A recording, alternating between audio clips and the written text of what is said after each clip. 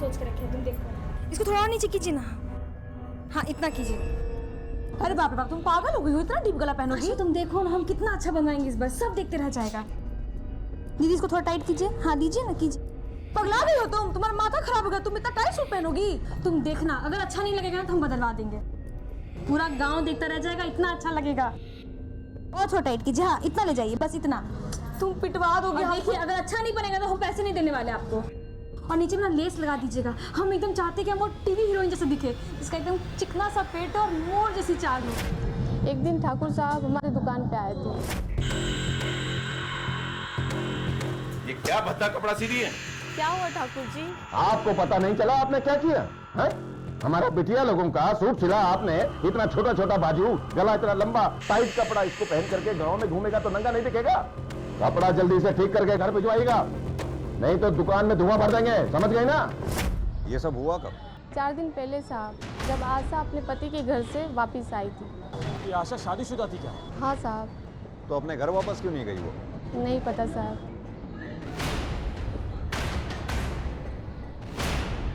कमाल करते इंस्पेक्टर साहब आप। अरे हमारी बिटिया थी, वो कुछ भी पहने, किसी को क्या लेना देना? अरे चुप हो जाइए ना आप लोगों ने हमें पहले क्यों नहीं बताया कि आशा की शादी हो चुकी है? इसमें बताने वाली कौन सी बात थी? सब लोग जानते थे कि वो कुछ दिनों के लिए मायके आई थी। तो फिर आशा के ससुराल से कोई दिखाई क्यों नहीं दिया? आशा का पति कहां पर है? इंस्पेक्टर साहब, अगर आपको जांच ही करना है ना तो बाहर जाके कीजिए ना, कातिल तो आपको बाहर मिलेगा। आप बार बार जैसे घर में घटना घटा है वहीं आ जाते हैं। आप लोगों का कुछ काम है नहीं, बस यही रह गया। करे किसने मंगाया पानी? वो साहब हम जाते हैं। और देखिए इंस्पेक्टर साहब, अगर आपसे ये मामला नहीं संभलता हो तो हमें बता दीजिए, हम कुछ इंतजाम कर लेंगे। देखिए साहब, हमारा परिवार ऐसा ही बहुत मुश्किल से गुजर रहा है। वो देखने में ऊपर से सख्त जरूर है, लेकिन अंदर से बहुत दुखी है। बहुत प्यार करते थे अपनी बिटिया से। आप यही जानना चाहते हैं ना कि उस दिन दर्जी के यहाँ से कपड़ा आया तो क्या हुआ? ए छोड़ ना दीपा, सुन ना, अच्छा बात करने देना। अम्मा, ये क्या करवा दिए आप हमारा कपड़ा का? हाँ, हम ऐसा कपड़ा पहनेंगे? ये ढीला ढाला एकदम झोला माफिक। हाँ अम्मा, हम कुछ पूछ रहे हैं आपसे। क्या झोला? ऐसा झोले से कपड़ा है? एक नंबर कपड़ा है। गांव की जितनी लड़कियों को देखो सब ऐसे ही कपड़ा पहनती है, और तुम दोनों पे कपड़ा बहुत जचेगा, बहुत। समझी? यही कपड़ा तुम लोग को पहनना है। तुम पहनो ये कपड़ा, समझे? चलो आशा। देख रही हो अम्मा, दिन पर दिन लोग नौटंकी बढ़ते चल जा रहा है। ये नहीं पहनेंगे, वो पहनेंगे। अरे बाप रे बाप, ए दीपा, क्या कर दी? तुम सच में कपड़ा जला दिया। अम्मा को पता लगेगा ना तो तुमको पता नहीं है क्या कर देगी। अब हम इनकी मनमानी नहीं चलने देंगे, हम वही करेंगे जो हमारा मन करता है। क्या हो रहा है ये सब? अरे बोलते क्या नहीं? कपड़ा जला रहे हैं जो आप बिगाड़ के लेकर आए थे।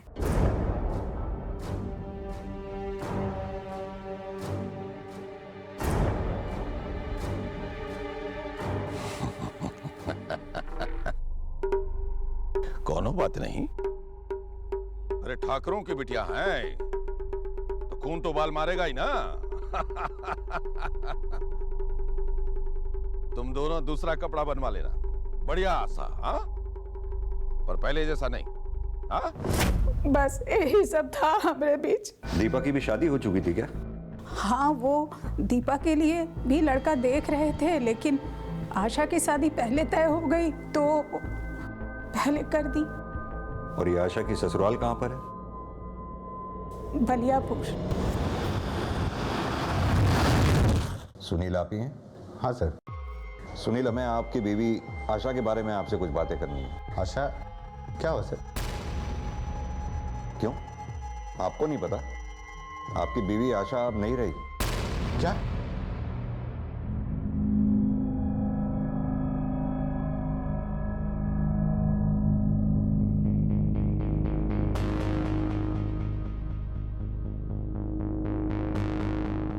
क्या हुआ उसको?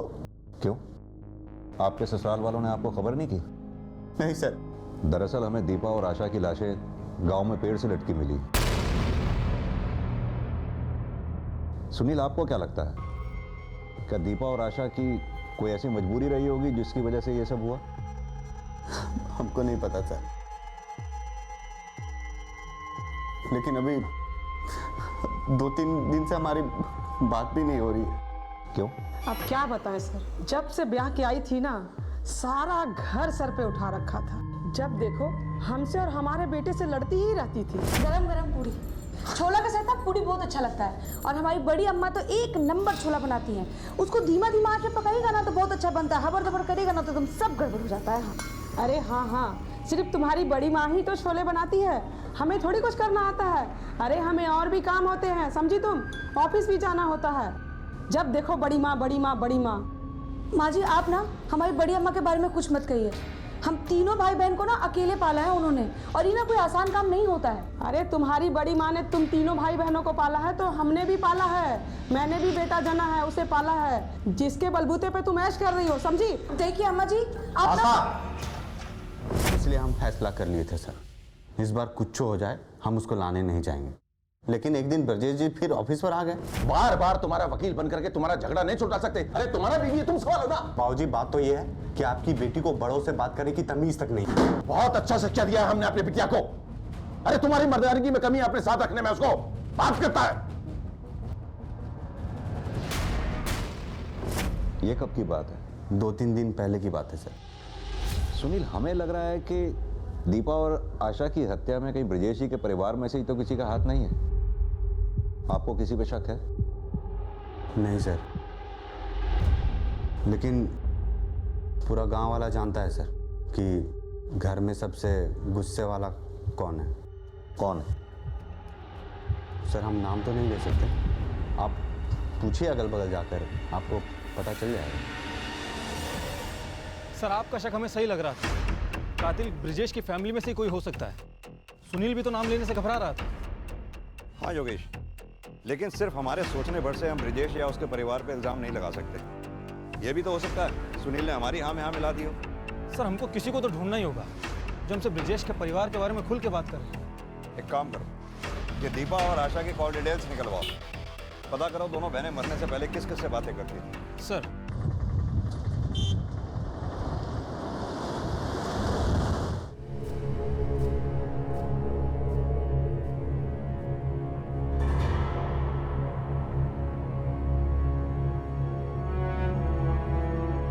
माया देवी जी, हमें ये बॉडी ले जाने दीजिए ना, नहीं तो ये यहीं खराब हो जाएगी।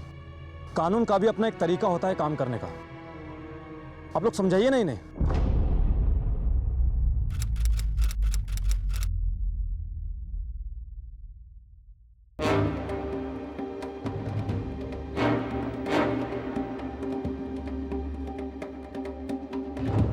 माया देवी, अपनी जिद छोड़िए, हमें इन बॉडीज को नीचे उतारने दीजिए। ये एक जघन्य अपराध है, आप समझने की कोशिश कीजिए। इक्के बार कह दिए हैं, जब तक कातिल पकड़ा नहीं जाता तब तक इनका लाश नीचे नहीं उतरेगा। हाँ हाँ नहीं उतरेगा, नहीं ले जाने देंगे। सुन लिए हैं?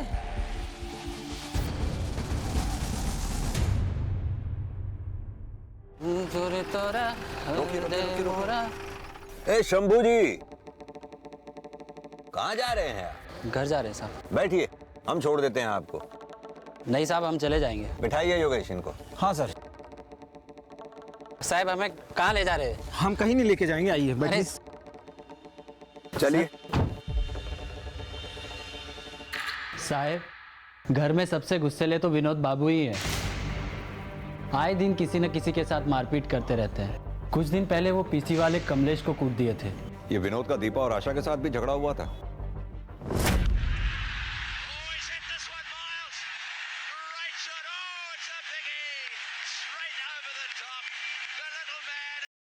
ए, मैं रेडियो लेके कहाँ जा रही हो?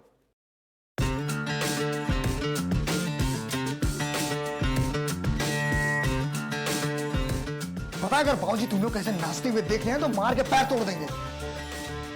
तो बंद करो ये गाना बजाना। काहे तोड़ देंगे वो पैर? हाँ, बाबूजी सारा दिन बैठ के समाचार सुनते रहते हैं। अरे उस पे कोई नाच सकता है क्या? पता है तुम्हारे इन्हीं हरकतों की वजह से तुम्हारा मंगेतर ने तुम्हें छोड़ा होगा। किसी पागल लड़की के साथ कौन आना चाहेगा? बेहुदा, हाँ तुम्हारा हिम्मत कैसे हुआ दीपा से ऐसे बात करने का? माफी मांगो तुम अभी। हम मांगे माफी? बहुत तेज बन गई हो। अरे छोड़ हमारा हाथ। बहुत तेज बन गई हो। दोबारा ना इसको हाथ मत लगाना। तुम दोनों को देख लेंगे हम। बहुत तेज बन रही हो ना। अच्छा, ये दीपा के मंगेतर का नाम क्या है? साहब उसका नाम हरीश है, वो धर्मपुर का रहने वाला है। ठीक है, तुम जा सकते हो। योगेश, इस केस का भी कुछ समझ में नहीं आ रहा है। रोज कोई ना कोई एक नाम इस केस से जुड़ता चला जा रहा है। सर हमने पता लगा लिया है, विनोद अक्सर गांव के देसी ठेके पर बैठा रहता है। और सर हरीश से भी बात हो गई है, वो किसी काम से शहर से बाहर गया है, कल आ जाएगा। सर पूरा विनोद।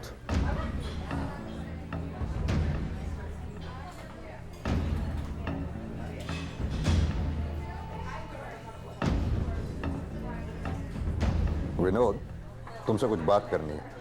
बैठिए। यहाँ बात नहीं कर सकते हैं, बहुत शोर है। कोई चिल्लम चिल्ली नहीं। बहुत रौब है तुम्हारा। ठाकुर है इंस्पेक्टर साहब, कुछ कर सकते हैं। कुछ भी, जैसे पीसीओ वाले को मारना, यहाँ तक कि अपनी दोनों बहनों का कत्ल तक कर देना। लगता है आपको कोनो गलतफहमी हो गया है। कमलेश कान भरा है आपका। कमलेश ने हमें कुछ नहीं बताया। हमें पता चला था कि तुम दोनों के बीच में झगड़ा हुआ था। हाँ, लेकिन उसके पीछे एक कारण था। क्या देख रहे हो बे? इधर क्या हुआ?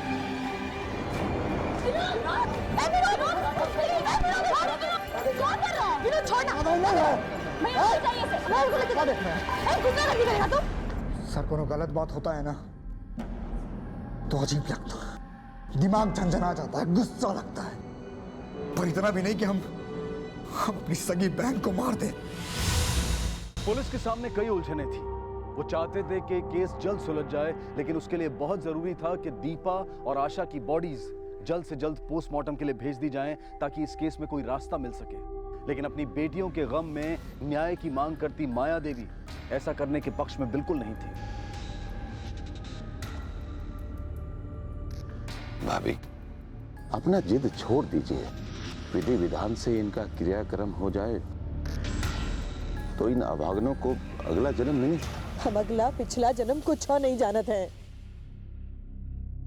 बस इतना जानत है कि इस जन्म का इसी जन्म में भुगतना पड़ता है। हमारी बिटिया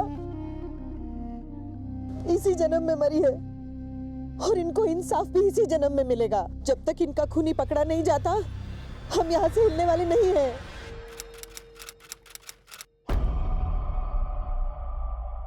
दीपा हमें बहुत पसंद थी सर। अरे हमने तो शादी की तारीख भी फिक्स कर दी थी।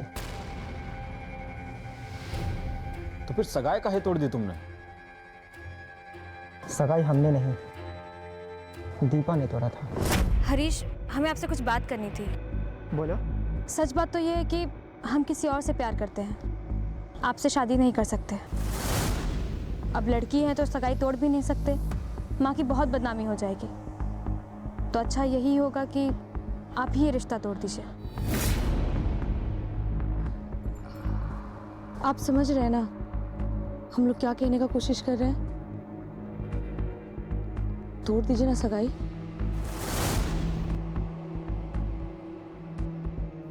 यही सच है सर। तो ये बात देवकी जी ने हमसे काहे छुपाई? अरे लड़की वाले हैं ना, और बदनामी से बचने की कोशिश तो सभी करते हैं। अच्छा, दीपा जिस लड़के से प्यार करती थी उसका जिक्र किया था उसने कभी तुमसे? नहीं सर।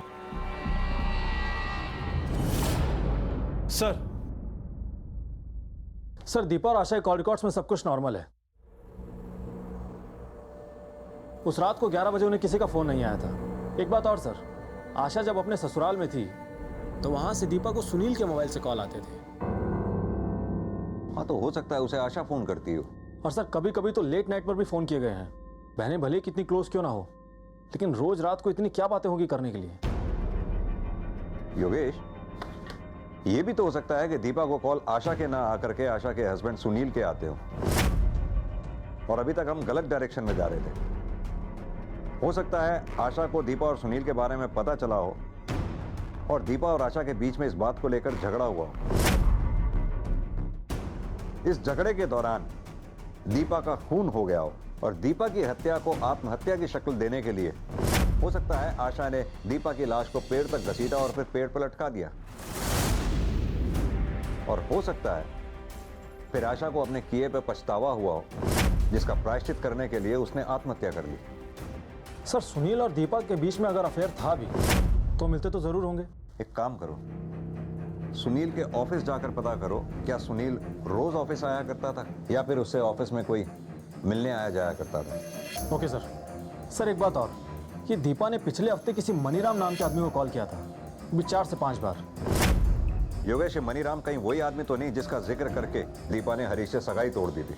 ये कॉल रिकॉर्ड्स में मनीराम का एड्रेस कहाँ था?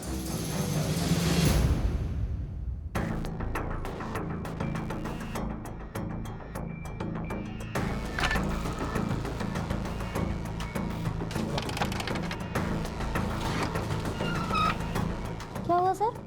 ये मनीराम कहाँ गया, कुछ मालूम है आपको? नहीं सर, 2 दिन से वो लोग तो दिखे नहीं। कि ब्रजेश की जो बेटी है दीपा, जी। वो कभी मनीराम से मिलने के लिए आई थी क्या? नहीं सर, कभी देखा नहीं। ठीक।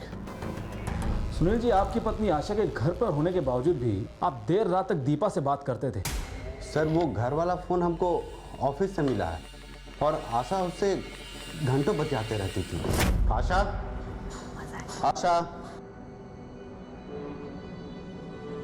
आशा, अरे मेरी शर्ट कहाँ है यार? मेरी शर्ट कहाँ है? मुझे ऑफिस के लिए लेट हो रही है। अरे वहीं पे रखा है, ले लीजिए। हाँ, बैठे रहो और बतियाते रहो बस। अरे कुछ नहीं, छोड़ो ना, वो शर्ट मांग रहे थे, जाके ले लो। पहले हमको शक हुआ कि उसका कहीं अफेयर है, लेकिन बाद में पता चला कि वो अपनी बहन दीपा से बातें करती थी।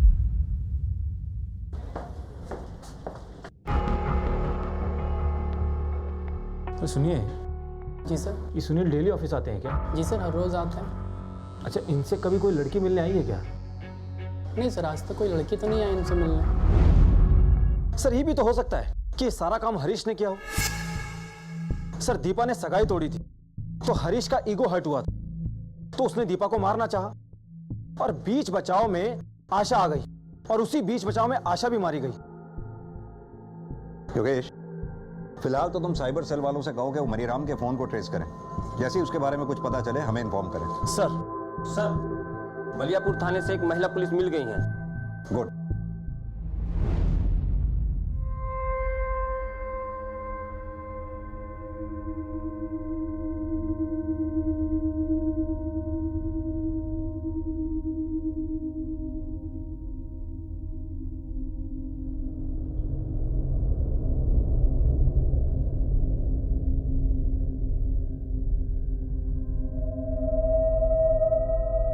योगेश, बॉडीज को पोस्टमार्टम के लिए भेजो।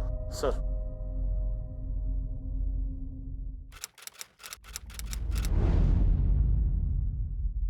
सर, हमें आपसे कुछ बात करनी है। सर ये हरीश है, दीपा का मंगेतर। क्या बात करनी है हरीश? सर अब तक तो मैं दीपा और आशा के मौत की वजह से चुप बैठा था, लेकिन अब हमें हमारे गहने वापस चाहिए। कैसे गहने? जो गहने हमने सगाई के वक्त दीपा को दिए थे। तो ये बात तुम हमसे क्यों कह रहे हो? जाकर ब्रिजेश और उनके परिवार से कहो। हम उनके घर गए थे, लेकिन वे कह रहे हैं कि गहने उनके पास है ही नहीं। एक काम करो, उन गहनों की रसीद या लिस्ट वो हमें दे दो। ठीक है सर।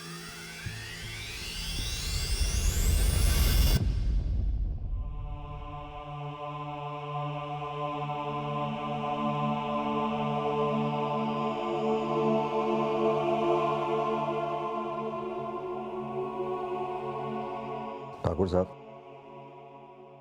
आप लोगों से कुछ बात करनी है। माया देवी दिखाई नहीं दे रही।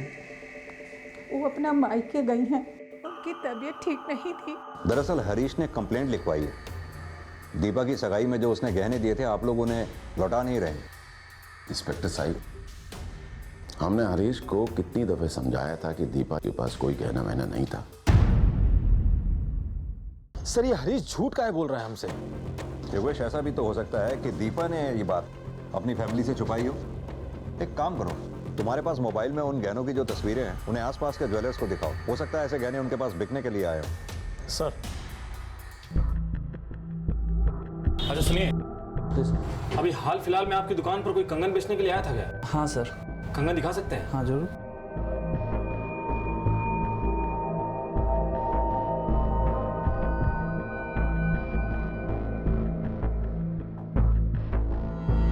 अच्छा, ये कंगन बेचने वाला कहाँ रहता है, कुछ पता है? इधर ही रहता है सर, 2 गली बगल में ही रहता है।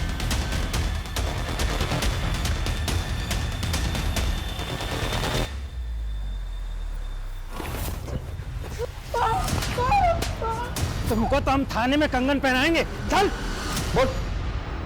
साहब हम सच बोल रहे हैं साहब। हम उन दोनों लड़कियों को नहीं मारे हैं साहब।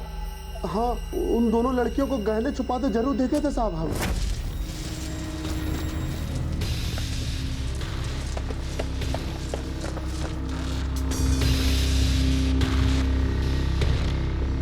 उसके बाद हम चुरा ले आए थे साहब। साहब हम झूठ नहीं बोल रहे हैं साहब। सर, दीपा और आशा की पोस्टमार्टम रिपोर्ट आ गई है। सर, रिपोर्ट के हिसाब से आशा की मौत दीपा की मौत से आधे घंटे पहले ही हो गई थी। यानी अभी तक हमारी थ्योरी किसी और ट्रैक पे चल रही थी। और सर, सबसे चौंकाने वाली बात तो ये है कि दीपा और आशा की मौत फांसी लगने से हुई नहीं। दीपा को गला घोंट कर मारा गया है और आशा के सर पर चोट लगी, जिसके कारण इंटरनल ब्लीडिंग होने की वजह से उसकी मौत हो गई। एक बात और सर, आशा के एड़ियों में गहरे खरोंच के निशान भी थे। ऐसा लगता है कि उसको घसीटा गया हो। योगेश, ये भी तो हो सकता है कि आशा ने जूते या चप्पल पहन रखे हो जो उसे घसीट के ले जाते समय पांव से निकल गए हो। अपने 2-3 कांस्टेबल को क्राइम सीन पर साथ लेके जाओ, अच्छी तरह से छानबीन करो।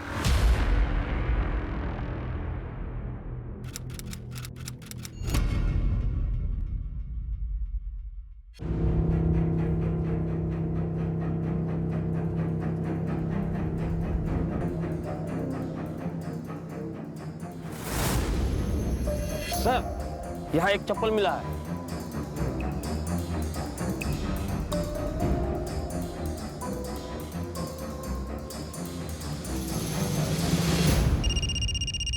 हाँ योगेश, बोलो। सर, क्राइम सीन से थोड़ी दूरी पर हमें एक चप्पल मिली है। ऐसा लगता है कि चप्पल दोनों लड़कियों में से किसी एक की हो सकती है। वो चप्पल फॉरेंसिक टीम को भेजो, शायद कोई फिंगरप्रिंट्स मिले। ठीक है सर। मनीराम के कॉल डिटेल से कुछ पता चला? हाँ सर, फोन ऑफ करने से पहले मनीराम ने लखनऊ में इस नंबर पे बात की थी। ये नंबर सर। नंबर बोलो। 7898 56523। हेलो जी, मेरी बात मनीराम से हो सकती है? जी होल्ड करिए, बुलाता हूँ। योगेश, लखनऊ पुलिस से फौरन कांटेक्ट करो, उन्हें नंबर सेंड करो। उनसे कोई नंबर जिस भी एड्रेस पर रजिस्टर्ड है वहां से मनीराम को अरेस्ट करें। सर। साहब, मैंने उन दोनों को नहीं मारा साहब। वो हम पता लगा लेंगे। पहले तुम ये बताओ कि दीपा तुम्हें इतने कॉल क्यों किया करती थी? वो मैं आपको नहीं बता सकता सर। कहीं ठाकुर साहब को पता चल गया तो वो मुझे नहीं छोड़ेंगे सर। ठाकुर साहब के हाथ तो तुम तब लगोगे जब हम तुम्हें छोड़ेंगे। क्या चक्कर था दीपा के साथ तुम्हारा? कोई चक्कर नहीं था सर। दीपा एक दिन मेरे दुकान पे आई थी। हमको ना मुंबई का 2 टिकट चाहिए था। मुंबई का? किस तारीख का? अगले हफ्ते का कोई भी तारीख चलेगा हमको। किस नाम से बनानी है? दीपा और आशा। ठीक है, हो जाएगा। ये हमको कब तक मिल जाएगा? कल मिल जाएगा। दीपा ने टिकट की टाइम और डेट कंफर्म करने के लिए मुझे 3-4 बार कॉल किया था और जब टिकट बन गया तो मैं उसे देने ठाकुर साहब के घर गया था। बड़ी मालकिन, बड़ी मालकिन, कहाँ है? ये टिकट है। टिकट है? किसका? आशा और दीपा का। दीपा और आशा का? कहाँ का? बम्बई का। दीपा और आशा बम्बई जाएंगी? कपाल में भूसा भरे हो? ये सब करने से पहले हमसे पूछ नहीं सकते थे? अरे तो उन्होंने बोला तो मैंने करा दिए। अब करा दिए तो करा दिए। सुनो, ये बात किसी से नहीं बोलिएगा, समझ गए? अब जाइए यहाँ से। ठीक है। जब आशा और दीपा की लाशें मैंने पेड़ से लटकी हुई देखी तो मैं समझ गया कि ये भागने की प्लानिंग कर रही थी, तो इनके घर वालों ने इन्हें मार डाला।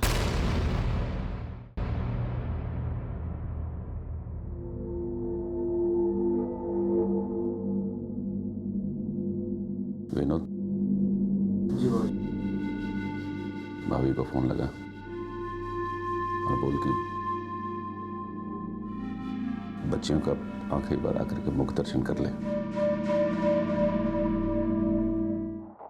माया देवी जी, आपसे एक काम था। बोलिए ना। ये एक एप्लीकेशन है, इस पे आपके साइन चाहिए थे। क्या लिखा है इसमें? इसमें लिखा है कि आपने हमें लाशों को उतारने की मंजूरी दे दी है और आपकी मंजूरी से ही लाशों का पोस्टमार्टम किया जाएगा।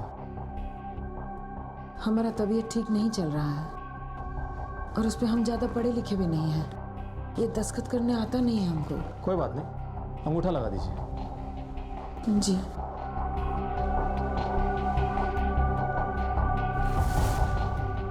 ठीक है, धन्यवाद। इंस्पेक्टर साहब, हमारी बच्चियों के कातिल का कुछ पता चला? अब जल्द ही पता लग जाएगा। चलो।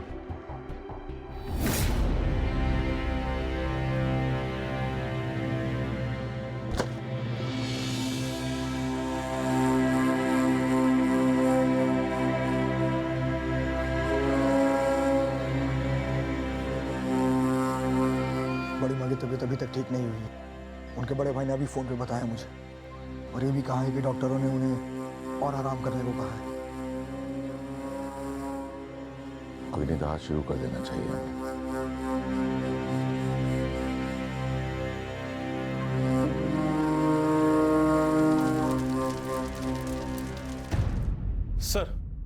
सर माया देवी के फिंगरप्रिंट की रिपोर्ट। सर, आशा की चप्पल पर जो फिंगरप्रिंट हमें मिले थे वो माया देवी के फिंगरप्रिंट से मैच कर गए हैं। लगता है माया देवी से मिलने का समय आ गया।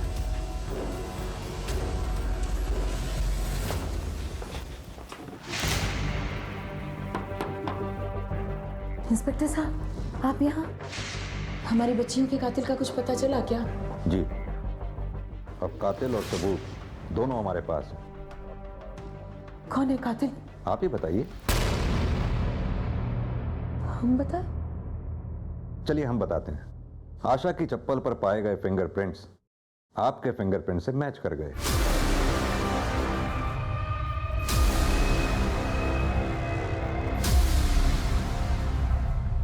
और क्या करते हम?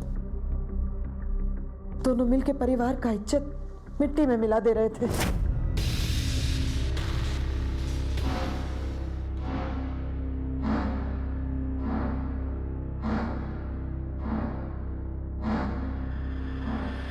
इस तरह लड़कियों को नाचना शोभा नहीं देता है। लड़कियों को कंट्रोल में रखो, नहीं तो किसी दिन भाग जाएगी। अरे बहन जी, ये दोनों लड़कियां पगलैट हैं। जब भी मिलती हैं ऐसे ही उल्टी सीधी हरकतें शुरू कर देती हैं। बहन जी, मैं गर्ल्स स्कूल पढ़ाती हूँ, लड़कियों को अच्छी तरह समझती हूँ। आजकल की लड़कियाँ लड़कों को कम और लड़कियाँ को ज़्यादा पसंद कर रहे हैं। उस दिन के बाद हम उन दोनों पर नजर रखने लगे। दोनों रात रात भर घंटों फोन पर साथ में बतियाते थे। फिर जब हरीश ने सगाई तोड़ दी, हम हरीश से मिलने गए। दीपा ने ही मुझसे कहा था ये सगाई तोड़ने के लिए। दीपा ने कहा कि वो किसी और से प्यार करती है। किससे? अब ये तो आप दीपा और आशा से ही पूछ लीजिए। दीपा और आशा से? और उस रात जब हम पानी पीने उठे तो दोनों आपस में झगड़ रहे थे। दीपा सुनना, हमको ना बड़ी अम्मा ना बहुत समझाई है और हमको ना बड़ी अम्मा का बात सही भी लग रहा है। तुम जाना मुंबई, हम नहीं जाना चाहते। हमको ना नहीं बनना हीरो हीरोइन। हम ना यही भी सुनील के साथ रह के ना अपना घर और बसाना चाहते हैं। आशा तुम्हें क्या बोल रहे हैं? हम हमारे लिए अपनी सगाई तोड़ दिए, गहना छुपाए ताकि हम दोनों मुंबई में अच्छे से रह सके और हीरोइन बन सके। हम जानते हैं रे, तुम ना बहुत कुछ किया हमारे लिए। तुम जाओ ना मुंबई, हम ना यही रहना चाहते हैं। हमको नहीं जाना। आशा तुम ऐसे कैसे कर सकती? तुम मतलब ही कैसे हो सकती है? आशा मैं कुछ नहीं पता, तुमको जाना पड़ेगा हमारे साथ। मस्ती करेगी हम नहीं जाएंगे। छोड़ जाना होगा आशा, तुमको जाना होगा।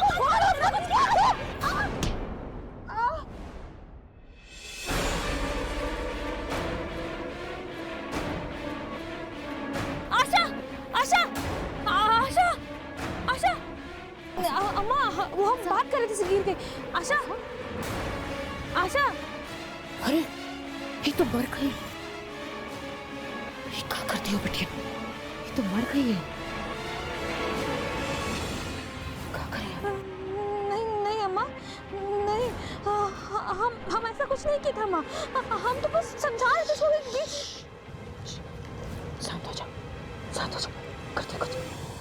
हम सब ठीक कर देंगे। एक काम करो, 2 ठो साड़ी लेकर आओ हमरी। जा 2 ठो साड़ी लेकर आओ हमरी, और सुनो 1 ठो कुर्सी भी लेकर आओ। हाँ जाओ।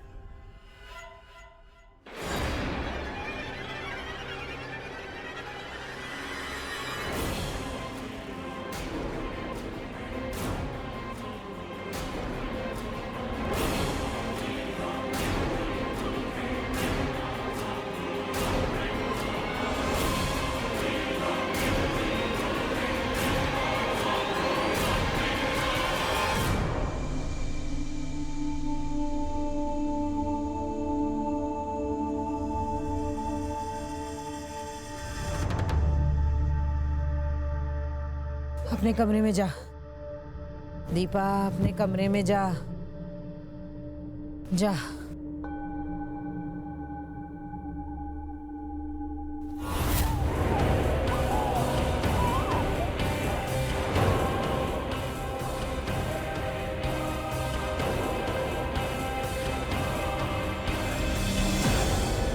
कितना लाड प्यार से पाले थे हम दोनों को, और वो क्या करने चली थी?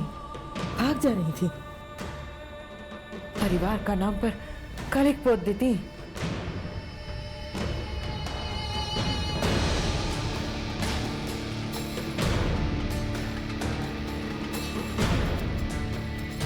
ऐसी नामुराद औलाद का तो यही अंजाम होना था।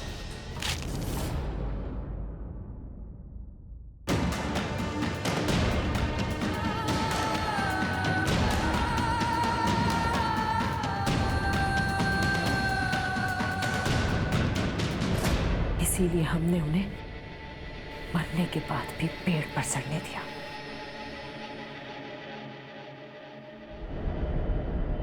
हम तो उन्हें अग्नि भी नसीब नहीं होने देना चाहते थे।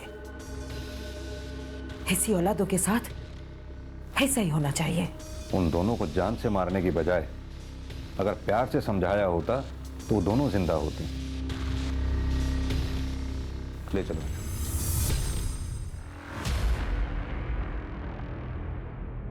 जब परिवार में एक दूसरे से बातें छुपाई जाती हैं, जब उनके बीच का विश्वास खत्म हो जाता है, तो आगे चलकर कहीं ना कहीं उनके बीच में नफरत की एक खाई बन जाती है, जो कभी भी किसी जुर्म या हादसे का कारण बन सकती है। बच्चों और माता पिता का आपस में वक्त बिताना, एक दूसरे की परेशानियों को बांटना, ये बहुत जरूरी है। हमें ये समझना होगा कि हमारी सबसे बड़ी दौलत हमारा वक्त ही है, और उसे अपने परिवार और अपने बच्चों के साथ बांटना एक खुशहाल जीवन की निशानी है। दीपा और आशा भी इन्हीं हालात का शिकार थी, और घर वालों की जरूरत से ज्यादा पाबंदियां उनके लिए दुख और घुटन बन गई थी, जो कि शायद माया देवी समझ नहीं पाई, और गुस्से और आवेश में वो गुनाह कर बैठी जिसकी सजा पूरे परिवार ने भुगती। माया देवी को उनके इस जघन्य अपराध के लिए आईपीसी की धारा 302 के तहत आजीवन कारावास की सजा सुनाई गई। अब मैं अनूप सोनी आपसे विदा लेता हूं। फिर मुलाकात होगी अगले एपिसोड में एक और चौंका देने वाले केस के साथ। तब तक अपना और अपने परिवार का ख्याल रखें और देखते रहें क्राइम पेट्रोल डायल 100। सबक एक को सीख हम सबको। जय।